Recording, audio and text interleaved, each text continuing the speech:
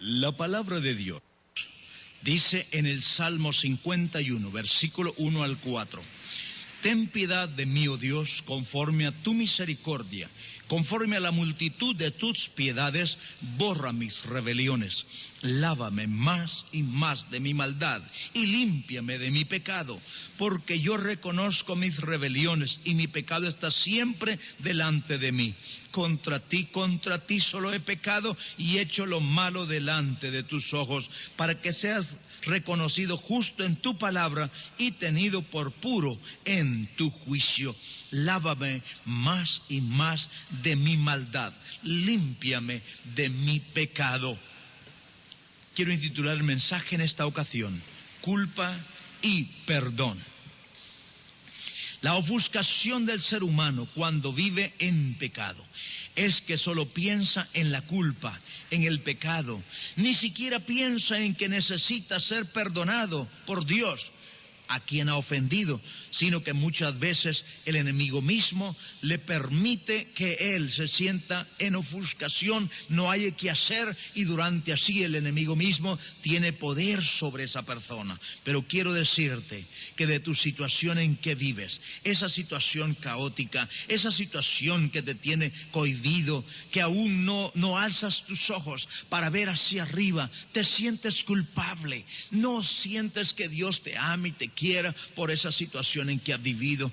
Quiero decirte que Jesús es lleno de amor y de bondad. Si tú obedeces su palabra, tendrás vida en el Señor. Lo que David pensaba acerca del pecado: él creía que el pecado significa rebelión contra Dios, que es apartamiento de lo recto, que es perder o errar al blanco, que es separación total de Dios, que es oposición contra Dios. Y decía el profeta Isaías en el capítulo 59 y verso 2: vuestros pecados hacen separación entre vosotros y vuestro Dios. El pecado aparta al hombre de Dios. Pero quiero decirte que hay alguien quien sirvió como una escalera para subir desde lo más bajo hasta lo más alto y llegar al Señor, y es Jesucristo mismo quien pagó el precio por tu vida y por la mía, y nuestros pecados fueron borrados por su gracia bendita. Pero tienes que recibirlo. La palabra de Dios nos dice todo lo que Él hizo para redimirnos del pecado, pero también dice qué tenemos o debemos hacer nosotros para recibir ese perdón. No es asunto de que ya Él murió por nosotros y ya estuvo. Nosotros tenemos que recibir ese perdón que el Señor nos ha dado ya. Lo que David pensaba acerca del perdón: él sabía que perdón significa borrar. También sabía que perdón significa sanar. Perdón significa aún lavar, que perdón significa esa bendición de acercarse a Dios y que quita la oposición del hombre con Dios. ¿Dónde era que David cifraba su esperanza para pedir como pidió? Según leíamos en este Salmo 50, David conocía la misericordia de Dios. Qué bueno es cuando el hombre y la mujer no se condenan a sí mismos, sino que esperan en Dios. Saben que Dios es el único que puede perdonarle. El hombre que se condena a sí mismo muere en sus propios pecados. Pero el hombre que siente que sí es verdad, yo no puedo perdonarme a mí mismo mis rebeliones, pero sí Jesucristo puede perdonar todos mis pecados.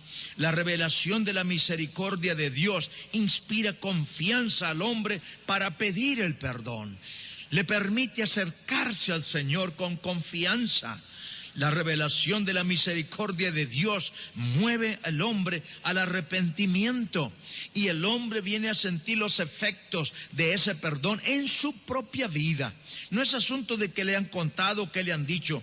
Cada persona que ha recibido el perdón de parte del Señor, ella misma lo puede testificar, porque es algo que siente en su vida, confianza en el Señor. También es bienaventurado el que no se condena a sí mismo, sino que él sabe que en el Señor hay perdón y salvación. Amigo, ¿cuál es tu concepto del perdón? ¿Dejarás tu alma a la deriva? Quizás pienses que después lo veremos.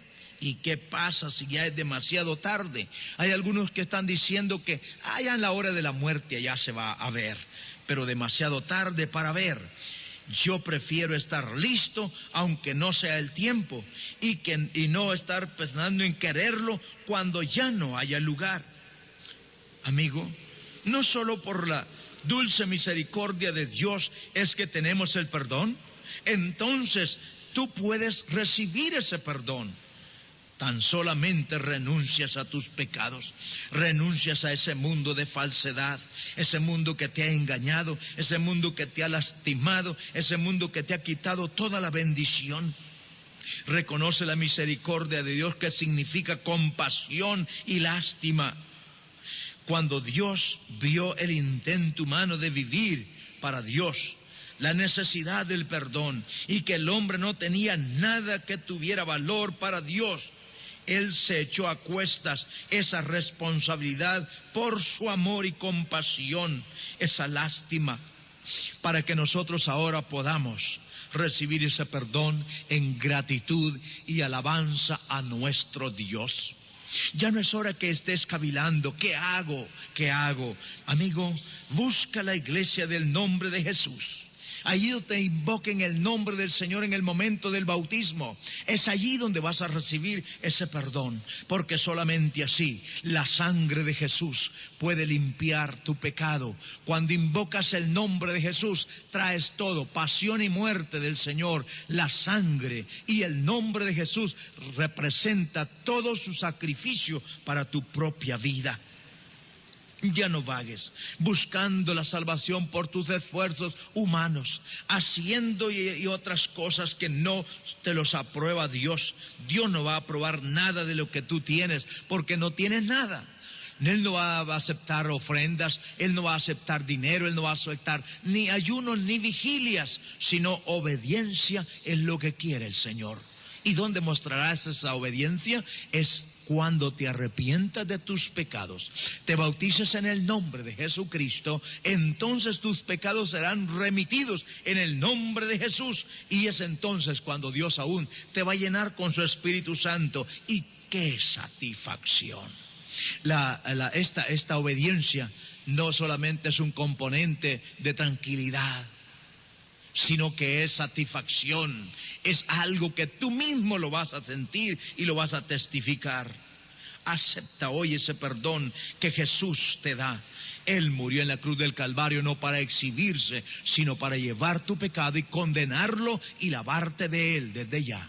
Ven ahora, Jesús te llama, recibe el perdón. Es verdad que tienes culpa, pero también es verdad, y mucha verdad, que hay perdón en Jesús, porque Él es